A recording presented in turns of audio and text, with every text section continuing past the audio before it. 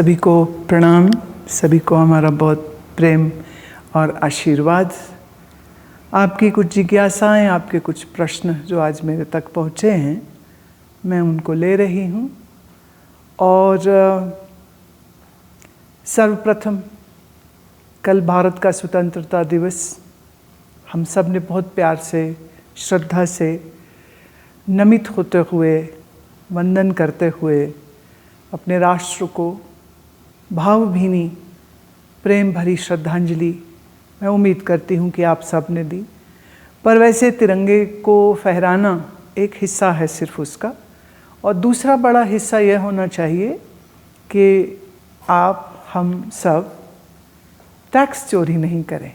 ये असली 15 अगस्त होगी कि हम ट्रैफिक रूल्स का पालन करते हैं, कि हम भारत के संविधान के द्वारा दिए गए अपने कर्तव्यों का ठीक से पालन करते हैं, और हम अपने जीवन को इस प्रकार जीते हैं कि ये राष्ट्र कोई हमारे सिर के ऊपर इम्पोजिशन नहीं है, बल्कि ये हमारा राष्ट्र हमारा जीवन प्राण है। यह जो हमारा देह है वो इस देश की मिट्टी से बना है। इस देह में जो अग्नि है, जो जल है, जो इस देश का जल है, वो इस मेरे शरीर में, तुम्हारे शरीर में है। तुम्हारा देह की हड्डियाँ, मांसपेशियाँ जो बनी हैं वो इसकी मिट्टी से बनी है। तो इसकी मिट्टी से बने हुए इस देह के साथ हमें अपने राष्ट्र के साथ मोहब्बत करना एक चुनाव नहीं, एक नैसर्गिक रूप से हमारा स्वभाव होना चाहिए। तो देश के कानून का पालन करना एक उसका बहुत बड़ा हिस्सा होना चाहिए। टैक्स की चोरी न करना एक उसका बहुत बड़ा हिस्सा होना चाहिए। और जहाँ तक संभव हो सके हम अपने नेचुरल जो हमारे रिसोर्सेस हैं, मिट्टी, पानी, हवा, हम इसको प्रदूषित होने से बचाएं। हम इसमें कुछ बुराइयां प्रस्तुत नहीं कर दें। इसीलिए मैंने पहले भी बहुत बार कहा कि अधिक से अधिक ऑर्गेनिक मटेरियल का इस्तेमाल करें, प्लास्टिक का उपयोग ना करें। पानी पीने की जो बोतलें हैं वो आपकी प्लास्टिक की ना रहें, और आपके जो इस्तेमाल करने के बर्तन हैं वो भी प्लास्टिक के नहीं होने चाहिए। वो पुराने समय में तो जो सक्षम लोग होते थे सोने के बर्तन इस्तेमाल करते थे, फिर होते थे जो लोग चांदी के बर्तन इस्तेमाल करते, बहुत लाभ होते हैं। और फिर आता है कि आप तांबे के बने हुए वस्तुओं का उपयोग करते हैं। और सर्वोत्तम अगर मैं कहूँ तो वो तो मिट्टी के बर्तन हैं। तो मिट्टी के बने हुए जो बर्तन हमारे कुम्हार भाई बनाते हैं, उनसे उनको खरीदना, और हमारे जो पॉटर्स हैं, जो हमारे कुम्हार भाई हैं, बहनें हैं, मेरा उनसे भी आग्रह है, क्योंकि गुजरात में मैं बहुत से और यूपी में भी बहुत सारे मेरे शिष्य जो हैं वो इन्हीं व्यवसाय में हैं। तो मेरा उन सबसे विशेष रूप से आग्रह है कि हमारे मिट्टी के बर्तन बनाने की जो प्रक्रियाएं हैं, जो पूर्व काल में इस्तेमाल होती थी, उनको आधार बना करके और सुंदर रूप से आप बर्तन बनाइए। मिट्टी का बर्तन बहुत उत्तम होता है अगर उसी में, माने जिसे हम हांडी कहते हैं, हांडी में आप दाल पकाते हैं तो उसके सारे माइक्रो न्यूट्रिएंट्स सेफ रहते हैं, खराब नहीं होते हैं। जब आप एल्युमिनियम के बने प्रेशर कुकर में दाल सब्जी को बनाते हो तो बहुत हाई टेम्परेचर और बहुत ज़्यादा स्टीम में एक्चुअली क्या होता है कि उसके जो माइक्रो न्यूट्रिएंट्स हैं वो मर जाते हैं। इसीलिए बहुत अच्छा खाना खाने के बाद भी लोगों को बहुत सी डेफिशिएंसी, कोई कैल्शियम, कोई कहता आयरन की, कोई कहता जिंक की है। तो इसको हम दूर कर सकते हैं अगर हम मिट्टी की बनी हुई हांडी में पकाते हैं। और ईंधन के रूप से अगर आपके घर में अगर आप इस्तेमाल करते हैं, अगर आपके पास सुविधा है, और सुविधा किसकी, अगर आपके घर में गाय है, अगर आपके गाय है या भैंस है, तो उसके गोबर से बने हुए जो उपले हैं वो सर्वोत्तम होते हैं। अगर हम ऐसे कुछ, मैं फिर से कहती हूँ, जो बच्चे हमारे IITs में पढ़ रहे हैं, जो इंजीनियर हैं, मेरा आग्रह है उनसे कि आप ऐसा चूल्हा एक बनाइए जिसमें गोबर के उपले पड़ सकें, पर वो धुआं ना इतना करे कि आँख में कष्ट हो, हमारे भोजन पकाने वाली माताओं को। मेरा ख्याल है कि ऐसे कुछ एक प्रयोग हो चुके हैं, लेकिन उन एक्सपेरिमेंट्स को, उन मॉडल्स को सबके सामने लेकर के आना, बल्कि अगर आप ऐसा कुछ बनाते हैं तो आप मेरे पास भेजिए, हम यहीं अपने इसी कार्यक्रम में उसको ले सकते हैं। जो लोग तो इस्तेमाल कर सकते हैं, मैं उनके लिए आग्रह करती हूँ कि आप अधिक से अधिक इन्हीं का इस्तेमाल करें। तो मिट्टी के बर्तन रहें, आपकी सक्षम है आप तो आप तांबा भी इस्तेमाल कर सकते हैं। स्टील नॉट बैड, स्टील भी ठीक ठाक है, लेकिन प्लास्टिक को जो हो ना इस्तेमाल करना ज़्यादा उत्तम। ऐसे जो आपके कपड़े धोने का, बर्तन धोने का जो आपका साबुन है, थोड़ा उस पर भी नज़र मारिए कि कहीं उसमें बहुत ज़्यादा केमिकल्स तो नहीं है। जो ऑर्गेनिकली बनाई हुई चीज़ें हों उनका उपयोग अधिक करने से, और ये मौसम जो महीना अगस्त का है, ये वृक्ष लगाने का है। अगर आपको याद रहे तो हम हर साल आपको याद कराते हैं, और इस समय पर आप जहाँ पब्लिक प्लेस में, wherever it is possible, अगर आपके घर के जगह है, कहीं आसपास में पार्क में जगह है, जीटी रोड्स के लेफ़्ट राइट में, तो कहीं ना कहीं जहाँ कहीं हो सके तो पीपल का वृक्ष लगाएं, नीम का वृक्ष लगाएं, आंवले के वृक्ष लगाएं, आम के वृक्ष लगाएं। कुछ ऐसे फलदार वृक्ष भी होने चाहिए कि जिसमें लगे फल को कोई भी खाए, मनुष्य खाए, पक्षी खाए। देखिए, जब पक्षी खाते हैं तो पक्षी दो काम करते हैं, वहाँ आसपास जो छोटे मोटे जो कीड़े हैं धरती के, जो खेतों को नुकसान पहुँचा सकते हैं, वो उन कीड़ों को खा लेते हैं। पक्षी फल खाएगा, उसके जो ड्रॉपिंग्स होती हैं, वो ड्रॉपिंग्स जब मिट्टी में मिलती हैं तो उनका एक अपना लाभ होता है। तो एक बहुत ऑर्गेनिक सर्कल जो है वो तैयार हो जाता है। तो फलदार वृक्षों को आप लगाइए, जैक फ्रूट को लगाइए।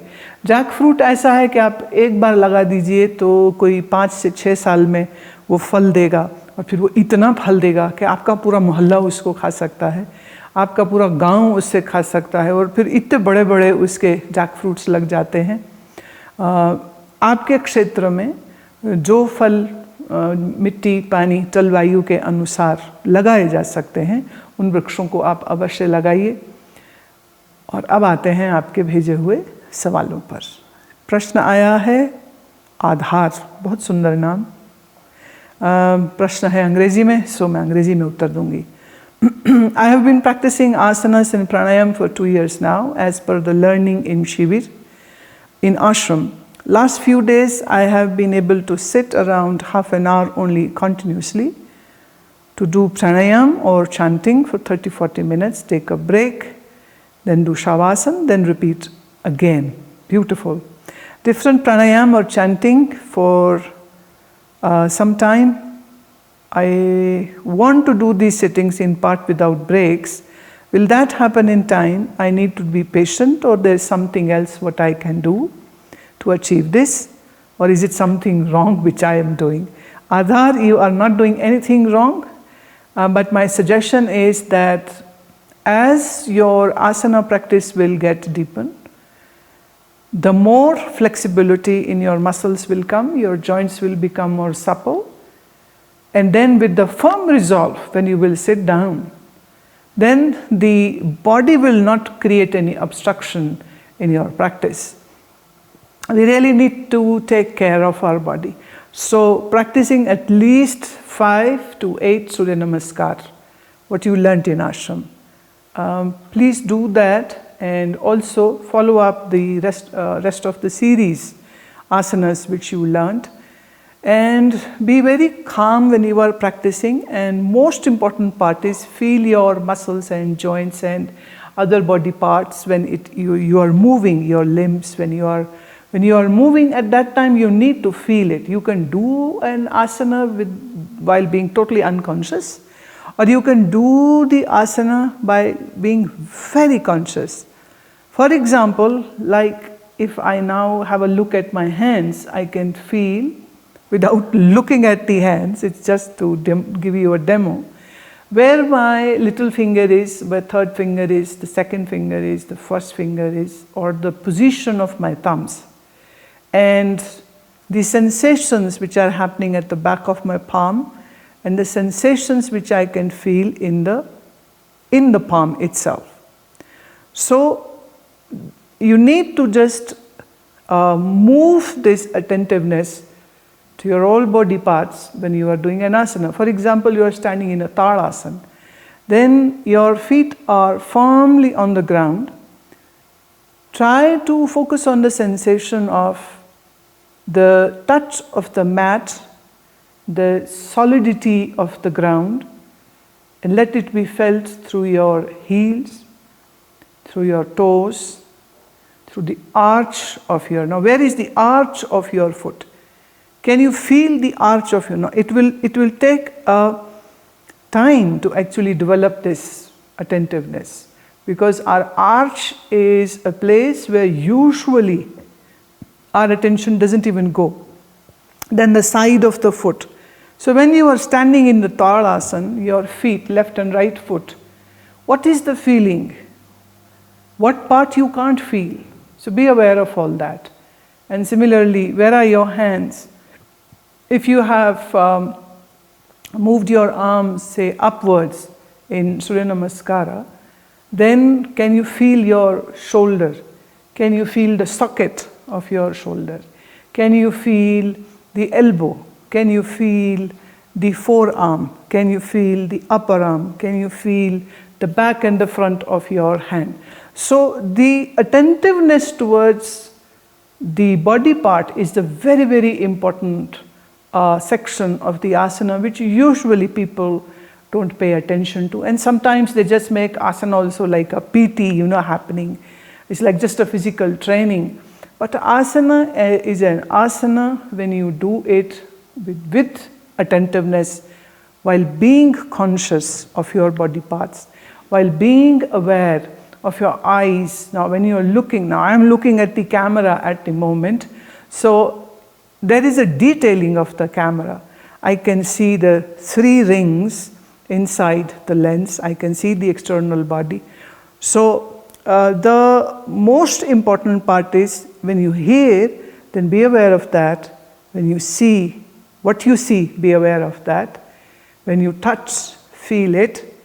And when you inhale and exhale, it's an ongoing process. You don't have to do something particularly. Just be aware of the breath which is going in and out. Especially when you sit down to do your pranayama, then you should be able to be focused of this trunk area, the front part, the back part, the side part. So inhalation and exhalation means there is going to be body movement in the body. Like if you have ever seen the fan of the harmonium, so it has these sections, and when you press it inward and when you allow it to go back, you can see the expansion of the fan and then the contraction of the fan, that happening in the harmonium. Exactly the same thing is happening when we breathe in. Then the chest, the thoracic region, that is expanding. In the frontal, it's also expanding in your back, it's also expanding on the sides. So being very, very attentive, sharp attentive to the movement of the breath, the body movements which get incurred when you do the breathing. So being aware of that, and also like when you do your chanting, as you have written, you do that too sometimes for 30-40 minutes, good. Then your focus can be on the 3 things. One is the body, one is the breath, one is the mantra. If you can't keep your awareness on all the 3, then maybe you begin with the body, and then you move to the breath, and then slowly, as your practice will get deeper, then when you say a mantra like in Upanishad Jap, you are speaking it softly, so that is going to create some changes in your body. So point is, are we aware of that? Can we be aware of that? The body vibrations. Initially, whenever you sit down Adhar to do your pranayam or jap, always begin with 3 loud chants of Om.